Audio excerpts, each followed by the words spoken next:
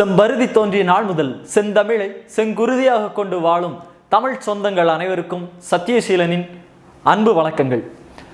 நமது தமிழோடு விளையாடு நிகழ்ச்சியில் இன்னைக்கு பார்க்க போற தலைப்பு என்ன அப்படின்னு பார்த்தீங்கன்னா, விருந்தோம்பல் அப்படிங்கிற தலைப்புல தான் நாம் இன்னைக்கு தமிழோடைய சிறப்புகளை பார்க்க போறோம். விருந்தோம்பல் அப்படிங்கிறத உலகத்துக்கே சொல்லிக் கொடுத்த இனம் அப்படின்னு சொன்னா நம்ம தமிழ் இனத்தை சொல்லலாம். தமிழர்களுடைய ஆகச்சிறந்த பண்பாடுன்னு சொல்லலாம். தமிழர்களால் விருந்தோம்பல் சிறப்பு பெற்றதும் விருந்தோம்பலால் தமிழர்களும் சிறப்பு பெற்றதையும் தான் நாம இன்னைக்கு பார்க்க போறோம். ஏன் அப்படின்னா, விருந்தோம்பல் அப்படின்னு சொல்லும்போது எல்லாருக்கும் நினைவு வரக்கூடிய ஒரு விஷயம் விருந்தினர்களை நாம உபசரிக்கிறது அப்படின்னு நினைக்கிறோம். விருந்தினர்கள்னா யாரு அப்படிங்கிறத தான் நாம இன்னைக்கு பார்க்குறோம். ஏன்னா விருந்தினர் அப்படிங்கிறது பொதுவாக நினைக்கிறோம் உறவினர்கள்னு. ஆனா நமது சங்க இலக்கியங்கள் சொல்லப்படக்கூடிய விருந்தினர்கள் அப்படிங்கிறது அப்படி இல்லைங்க. விருந்தினர்கள்னா யார் அப்படின்னா, முன்பின் அறியாதவர்கள் அப்படின்னு யார் சொல்றா? தொல்காப்பியர் சொல்றாரு. விருந்தே புதுமை அப்படின்னு சொல்லி ஆரம்பிக்கிறாரு. விருந்தே புதுமை அப்படின்னா, முன்பின் தெரியாத புதியவர்கள் இருக்கிறாங்க இல்லையா? ஒரு ஊர்ல இருந்து இன்னொரு ஊருக்கு போகும்போது, நம்ம ஊர் வழியாவோ அல்லது வீடு வழியாவோ போகும்போது, களைப்பு நீங்க நமது வீட்டில் தங்குவதற்கு நாம் திண்ணை கட்டி வைப்பதும், அப்படி களைப்பு நீங்க தங்கியவர்களுக்கு பசி போக்க நாம் உணவளிப்பதும், அவர்களுக்கு உணவளித்து பின் நாம் உண்பதும், இதைத்தான் விருந்தோம்பலின் பண்புன்னு சொல்றாங்க. நம் தமிழ் மக்களுடைய மிகச்சிறந்த பண்பு. அப்படிப்பட்ட பண்பை பத்தி நம்மளுடைய இலக்கியங்களில் சொல்லப்பட்ட சில பாடல் வரிகளை வச்சுதான் இப்ப பார்க்கிறோம். விருந்தோம்பல் பண்பை பத்தி பாருங்க. முதல்ல கொடுத்துருக்காங்க பாருங்க. முதல்ல ஒரு பாட்டை சொன்னலையா, விருந்தே புதுமை, தொல்காப்பியர் சொன்னாரு. இப்ப பாருங்க, நற்றிணையில சொல்லியிருக்காங்க. அல்லில் ஆயினும் விருந்து வரின் ஒக்கும் முல்லை சார்ந்த கற்பின மெல்லியல் குறுமகள் உறைவின் ஊரே. அல்லில் ஆயினும் விருந்து வரின் ஒக்கும் முல்லை சார்ந்த கற்பின் மெல்லியர் குறுமகள் உறைவின் ஊரே. நற்றிணையில சொன்னாங்க. அல் இல் ஆயினும் விருந்து வரின் உவக்கும். அல்னா இரவு, இல்னா வீடு, விருந்து வரினா விருந்தினர்கள் வந்தா, உவக்கும் உபசரிக்கும். இரவு நேரத்துல விருந்தினர்கள் நம்ம வீட்டுக்கு வந்தாலும், விருந்தினர்கள்னா யாருன்னு சொன்னோம்? முன்பின் அறியாதவங்க, வழிப்போக்கர்கள், ஒரு ஊர்ல இருந்து இன்னொரு ஊருக்கு வழிநடையா போகக்கூடியவங்க, களைப்பு நீங்கிறதுக்காக நம்ம வீட்டு திண்ணையில தங்குறவங்க. திண்ணை அப்படிங்கிறதே இதுக்கு முன்னாடி விருந்தோம்பலின் அடையாளமா தான் இருந்துச்சு இல்லையா? இப்போ இந்த பாட்டில் சொன்னதை பாருங்க. இரவு நேரத்துல விருந்தினர்கள் வந்தாலும் முகம் சுளிக்காம முகம் மலர்ந்து அகம் மலர்ந்து உபசரிக்கிறாங்க பாருங்க. அந்த முல்லை நிலத்தோட சிறப்பை பத்தி தான் இந்த பாட்டில் சொல்லியிருக்காங்க. அடுத்த பாட்டை பாருங்க. விருந்து கண்டு ஒழிக்கும் திருந்தா வாழ்க்கை. புராணங்களில் சொல்றாங்க, விருந்தோம்பல் செய்ய முடியாத அளவிற்கு வறுமை இருக்கும் போது அவருடைய மனநிலை எப்படி இருக்கும் அப்படிங்கிறத நமக்கு இதுல சொன்னாரு. பெருஞ்சாத்தனா சொல்லியிருப்பாரு. எப்படின்னா, ஒரு இக்கட்டான சூழ்நிலை, அதாவது ரொம்ப ஒரு கடினமான சூழ்நிலையா இருக்குன்னு சொல்றாங்க. விருந்தினர்களுக்கு உபசரிக்க முடியாம இருக்கக்கூடிய நிலையை ரொம்ப வறுமையான நிலை, அதுதான் இருக்கிறதே மோசமான நிலை அப்படின்னு சொல்றாங்க.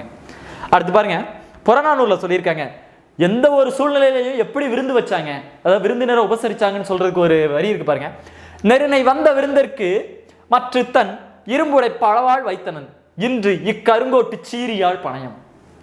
நெருனை வந்த விருந்திற்கு மற்ற தன் இரும்புடை பழவாள் வைத்தனன் இன்று இக்கருங்கோட்டு சீரியாள் பணயம். அதாவது ஒரு போர் வீரன் இருக்கார் அப்படின்னா அவருக்கான முக்கியமான அடையாளமாகவும் ஒரு கௌரவமாக இருக்கக்கூடியது அவருடைய வீரவாள், உடைவாள் இல்லையா? ஆனா ஒரு வறுமையான சூழ்நிலையில் வீட்டுக்கு விருந்தினர் வரும்போது அவருக்கு விருந்து வைக்க முடியாம என்ன பண்றாரு அப்படின்னா, தன்னுடைய அந்த வாள் இருக்கு இல்லையா, வாளை விற்று அதன் மூலமா வரகு வாங்கிட்டு விருந்து வச்சதா சொன்னாங்க.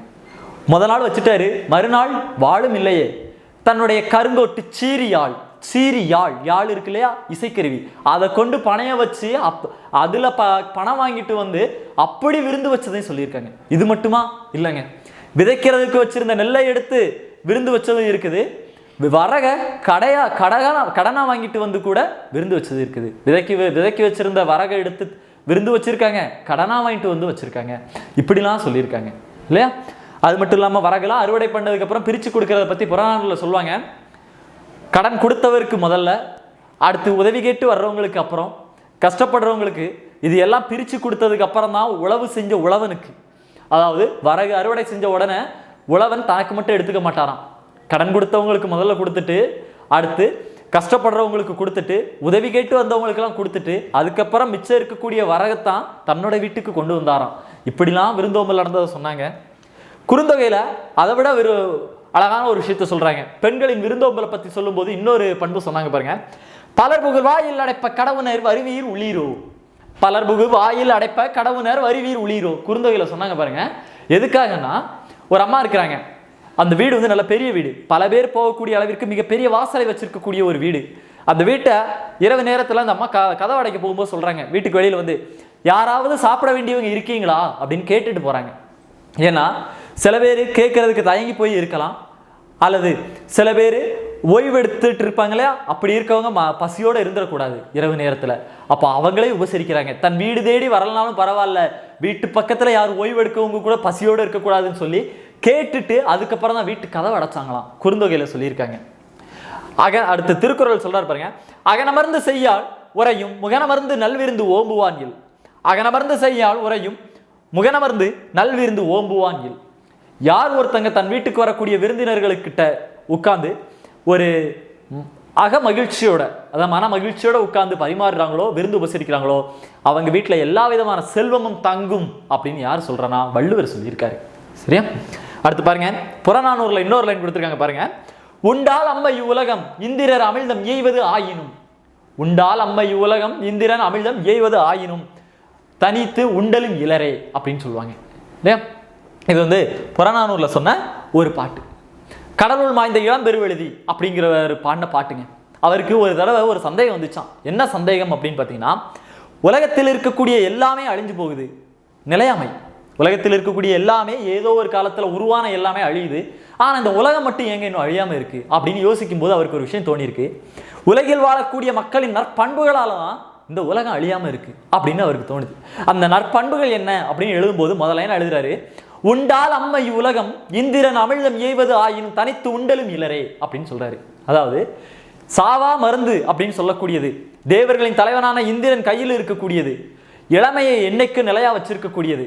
அப்படிப்பட்ட அமிழ்தமே இந்திரனே கொண்டு வந்து நம்ம கையில கொடுத்தாலும் அதை தனியா சாப்பிட மாட்டாங்களாம் தமிழர்கள், பகிர்ந்து தான் உண்ணுவாங்களாம். விருந்தோம்பலின் அடையாளத்தை சொன்னாரு. அப்படி தமிழரோட பண்பை நிறைய சொன்னதுல முதல்ல சொன்னது விருந்தோம்பலை தான் சொல்லியிருக்காரு.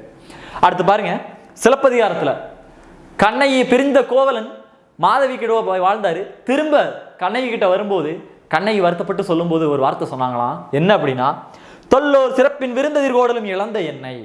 தொல்லோர் சிறப்பின் விருந்து எதிர்கோடலும் இழந்த எண்ணெய். நீங்க பிரிஞ்சு போன காலகட்டத்தில் சான்றோர்களுக்கு விருந்து வைக்க முடியாம போச்சு. வீடு தேடி வந்த சான்றோர்களுக்கும் ஆண்டோர்களுக்கு விருந்து உபசரிக்க முடியாத ஒரு தாழ்ந்த ஒரு நிலைமைக்கு போயிட்டேனே அப்படின்னு கண்ணகி வருத்தப்பட்டாங்களாம். அப்ப விருந்தோம்பலுக்கு நம்ம தமிழ் மக்கள் எவ்வளவு முக்கியத்துவம் கொடுத்துருக்காங்கன்னு பாருங்க. இன்னும் சொல்லுவாங்க, விருந்தோம்பலோட விருந்தினரோட பண்பையும் நற்றினை அழகா சொல்லியிருக்கும். முந்தை இருந்து நட்டோர் கொடுப்பின் நஞ்சு முன்பர் நனி நாகரிகர். முந்தை இருந்து நட்டோர் கொடுப்பின் நஞ்சும் முன்பர் நனி நாகரிகர்.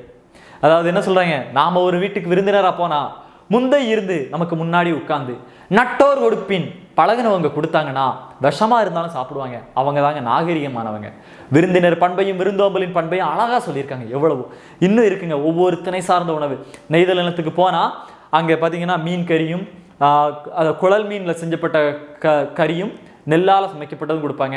மருத நிலத்துக்கு போனால் செந்நெல்லில் சமைக்கப்பட்ட உணவு கொடுப்பாங்க. இப்படி ஒவ்வொரு திணைக்கு ஏற்ற மாதிரி விருந்தோம்பல் நடந்துக்கிட்டு தாங்க இருந்துச்சு. யார் என்னன்னே தெரியாமல் நம்ம வீட்டுக்கு வரக்கூடியவங்க, வீடு வழியாக வெளியில் போகிறவங்க எல்லாருக்குமே நம்ம வந்து என்ன பண்ணியிருக்கோம், விருந்து உபசரிச்சிருக்கோம்.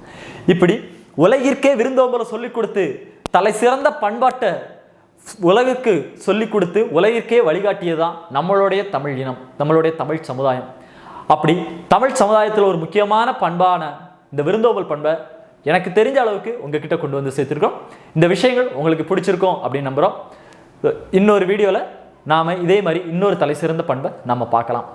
நன்றி, வணக்கம்.